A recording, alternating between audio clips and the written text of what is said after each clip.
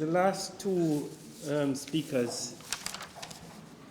Ghana think tank and Esther Peeren,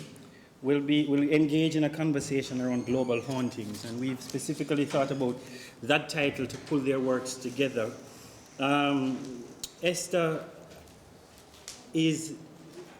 Deputy Director for the Center for Globalization Studies at the University of Amsterdam, and when we first met, we met around the theme of hauntings, and its afterlife. And one of the interesting things about her work, it ties together some of the conversations that have been happening in the earlier two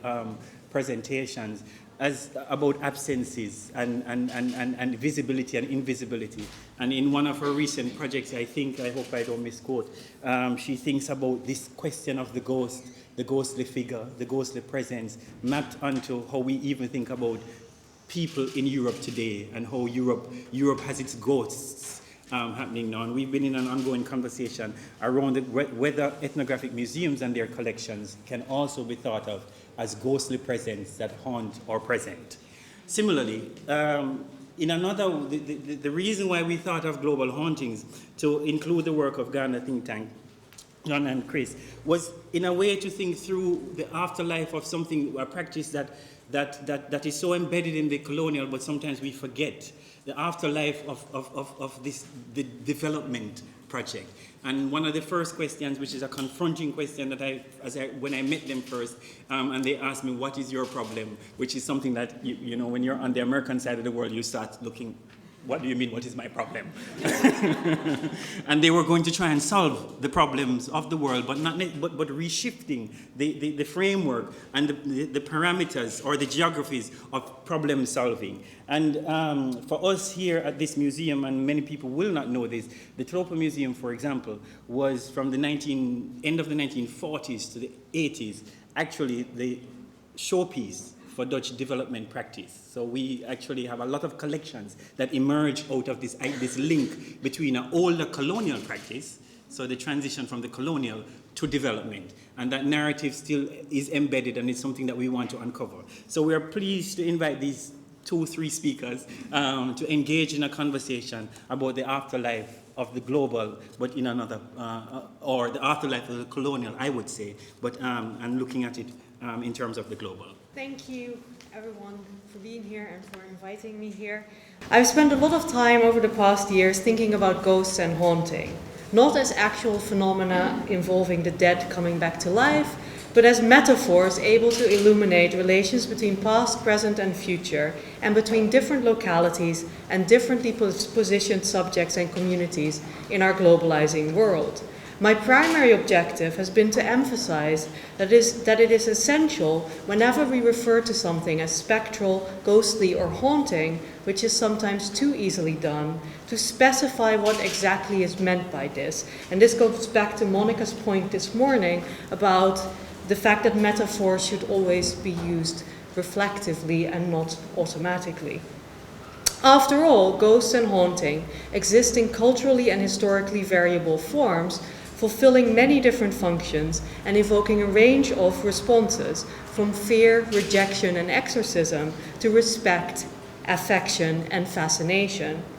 At the same time, it is the very multiplicity of meanings and associations ghosts and haunting can have, and the ambivalence that characterizes their most widespread uses as referring to what exists in between life and death, in between materiality and immateriality, in between visibility and invisibility, and in between the powerful and the powerless, that makes them so powerful, so productive as tools to analyze a process like globalization that shares this ambivalence, remaining to some extent ungraspable, even as its effects are palpable across the world.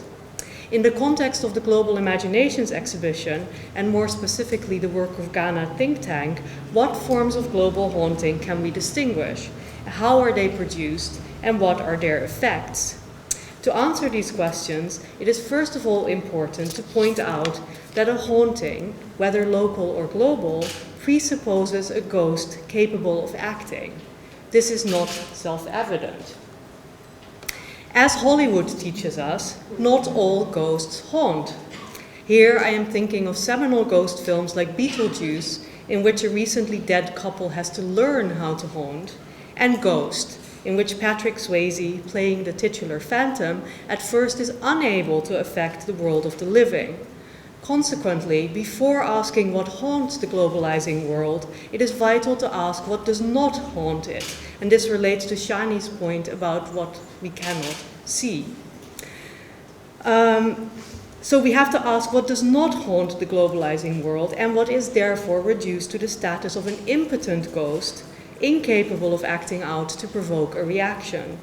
At its most extreme, this status marks the sheer exploitability and expendability of what Achille Mbembe calls the living dead, who are produced by necropolitical regimes as wandering subjects that work for life and are always under threat of dismemberment and death. The next question, then, is how subjects that, under contemporary conditions of globalization, are not recognized as having agency may nevertheless come to haunt. The primary requirement is for them to be noticed rather than overlooked, but noticed in a way that does not mark them as merely disposable. Thus, becoming visible alone is not enough. To haunt in an insistent manner that cannot be ignored, these subjects must be seen as effectively doing or demanding something, or as legitimately requiring help. Appearing and coming to haunt as a victim, appealing to empathy, generosity, or guilt, can be powerful, as the recent case, and we just discussed this, the recent case of the photograph of the drowned Syrian boy Aylan Kurdi shows. And I want to add to the discussion before that what I found very interesting was the invisibility of the mother of the boys. And when I later saw a picture of the mother, which was one of the few pictures that was actually shown, it was a picture in which she was wearing a headscarf. And this made me suspect that one of the reasons that she was kept out of the image so much was that she was precisely not looking like someone we might identify with. Whereas with the picture of the little boy, the primary framing was, this is a little boy that could be anyone's little boy, because he's wearing the same type of clothes as your little boy or my little boy. But we might be able to talk about that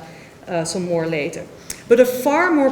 powerful position than haunting as a victim is to come to haunt not as a ghost asking for help, which defers agency to the haunted, who can choose whether and how to respond, but as a ghost capable in its own right of revealing a different kind of knowledge, or of forcing the haunted, through fright or fascination, to take responsibility for what they do not want to see or acknowledge,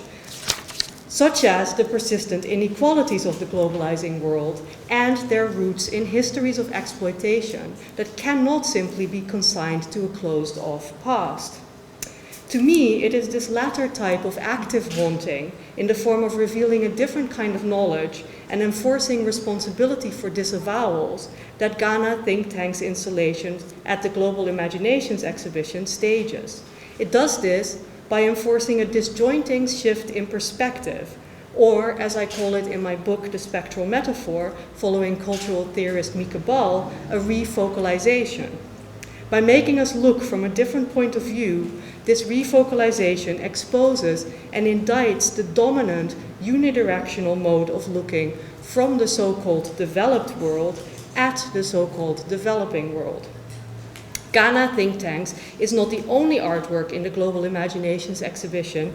that uses refocalization. Changing and multiplying perspectives to undermine the idea that there can be a single perspective of or on globalization is also a concern in Terence Simon's Image Atlas, which uses a search machine to expose how people in different countries see the world differently.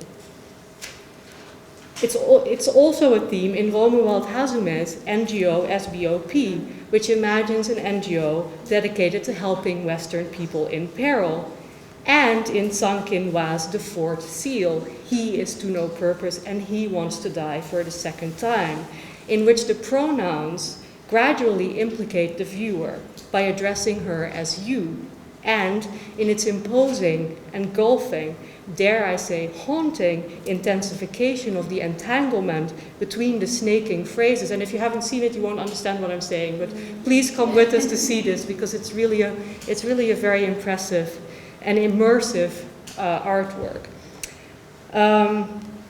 So by having the snaking phrases become more and more entangled, it dissolves the line between self and others and other. And in the end, one of the phrases that comes to the fore is, you are the others. So to me, this is another instance of a refocalization. Ghana think tank's slogan, developing the first world, moves from the familiar discourse of developing the developing world, which essentially allows the developing world to haunt the developed world only as a victim asking for help, to an inverse discourse in which the developing world offers the developed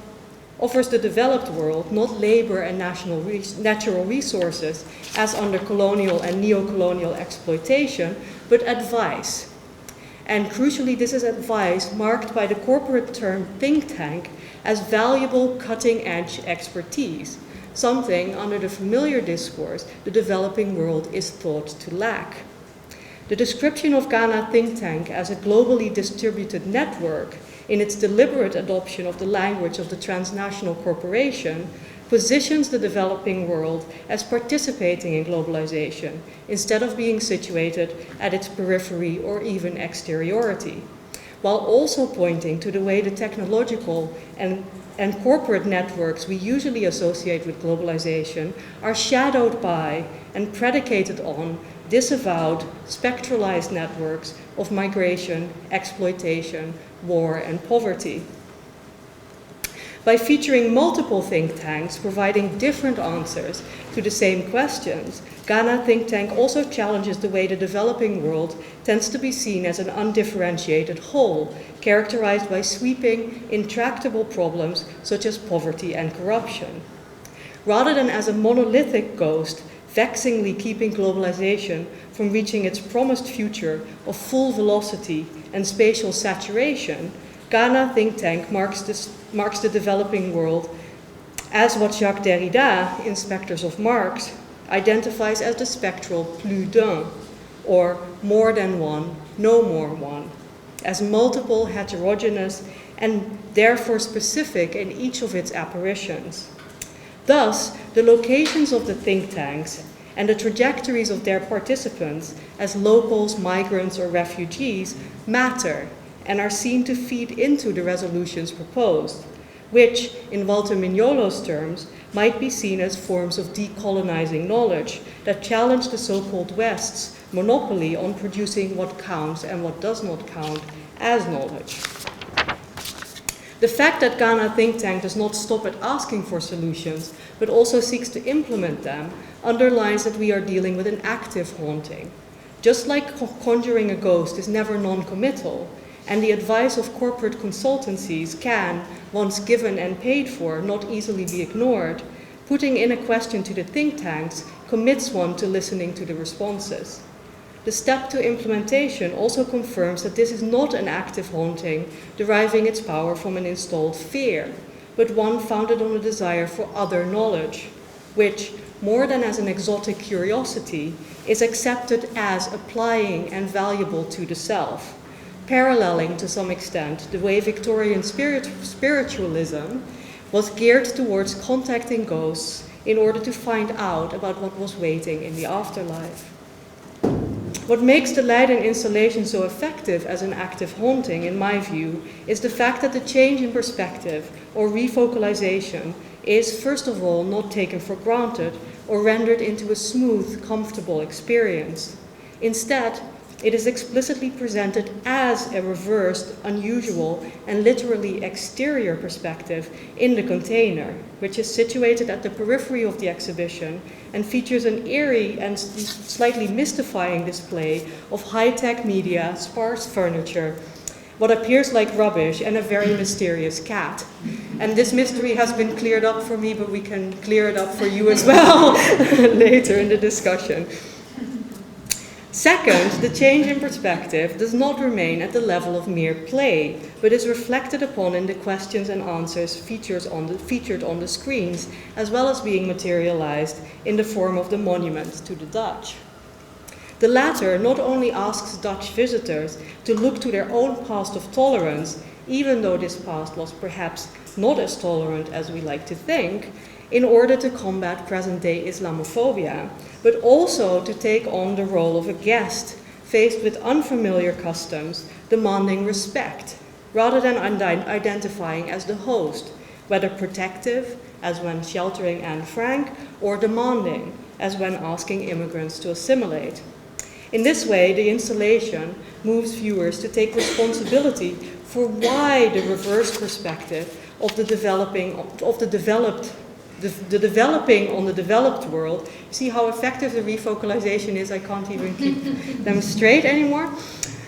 So the perspective of the developing on the developed world, of migrants on our society, of guests on hosts, despite being possible and making perfect sense when it is taken, is outside the exhibition so readily foreclosed. To sum up, just like the shock caused by the change in perspective proposed by films like The Others and The Sixth Sense, in which the ones who seem to be haunted are revealed to be the ghosts, Ghana think tank's deliberate reversal surprises and, I want to suggest, effectively shames those of us in the first world, used to thinking of people from the developing world only as undifferentiated victims or threats. This shaming, to me, is most effectively enacted through the installation's foregrounding of two rather self-righteous questions that take the notion of first world problems literally. Who am I to send my problems to people in countries that are so much poorer than the Netherlands? And who are we to send our stupid little problems to they who have such serious problems? Although these questions at first sight may seem to show an awareness of global inequalities, they also constitute refusals to entertain the notion that the think tanks may indeed have something to offer. As such, they work to foreclose the change in perspective that would allow an active haunting to occur. The I and the we, situated in the developed world, remain central rather than being displaced. By prominently featuring these questions and the answers provided by the think tanks, which subtly point out their arrogance and condescension, Ghana Think Tank forces visitors to reflect upon them and to register the impulse to ask them as missing the point. Exhibitions that actively haunt the visitor, not in a vein of trivial entertainment, as the historical ghost tours that now exist in almost every city, but in a way that truly disturbs and lingers long after one's visit, are what we need more of.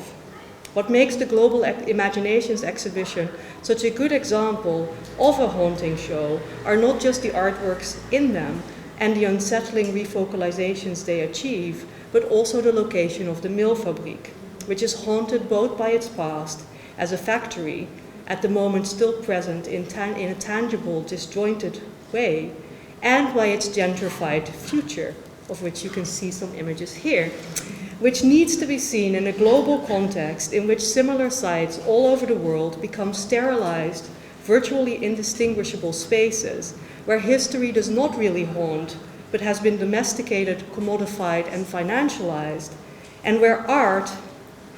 is also in danger of losing its haunting force, as creativity is redefined as an industry. Thank you.